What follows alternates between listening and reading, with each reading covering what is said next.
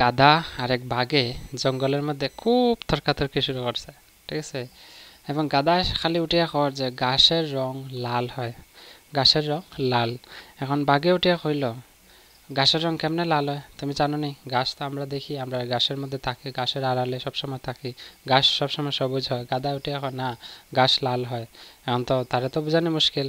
বাঘে চিন্তা করিয়া দেখলো যে আমরা তো বনের রাজা হইলো সিংহ, তো চলো।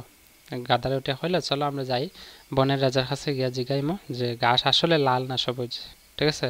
তো গেল, গাধা গিয়া কইল রাজারে, গিয়া কইল যে রাজামশাই, গাছ সাদা না ইয়ে সবুজ না লাল, ঠিক আছে।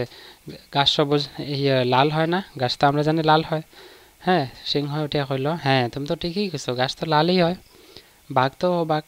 বাঘে কইল, আমি কি কইলাম তাহলে? আমি এতদিন কই থাকি, আমার চোখ কি অন্ধ নাকি? ঠিক আছে, এরকম কইয়া গাধা তো খুব খুশি যে আমি তো আমার বিচার সঠিক পাইলি, যে আমি যা কইছি তা সত্য, ঠিক না? তো তারা বিচার পাইয়া সেটা দুইজন দুই দিকে যাওয়ার ধরছে। যাওয়ার সময় হঠাৎ গাধার মনে হইলো যে, আরে তার লগে আমি তর্ক করলাম, হে তো আমার সময়ও নষ্ট করছে, বিচারে তো আমি জিতছি, আমি সত্যি, তার মানে হে সময় নষ্ট করছে আমার, তাইলে তারে তো সাজা আরেকটা দেওয়া উচিত। আবার ফিরিয়া গিয়ে রাজারে কইছে, রাজামশাই, আমার সময় নষ্ট করছে, যেহেতু আমি বিচার পাইছি, জিতছি যে ঘাস আসলে লাল, ঠিক আছে। রাজামশাই উঠিয়া কইল, হ্যাঁ অবশ্যই শাস্তি তো হওয়া উচিত।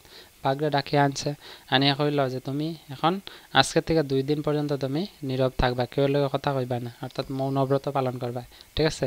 কারি উঠিয়া কইল, বাঘরে উঠিয়া সিংহ হয়, ঠিক আছে। তো সিংহ, তো রাজা, বনের রাজা, বাঘ তো ডরে মানতেই লাগো। বাঘে 2 দিন মানলো।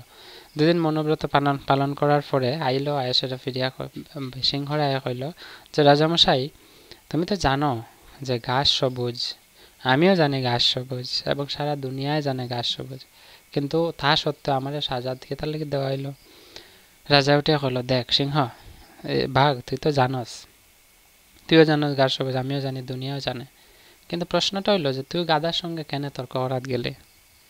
এখন তো বাঘ ব্যাখ্যা লই গেল। হুম, তার মানে তুই বুঝলা নি, তুই কে? তুই আরো বড় গাধা।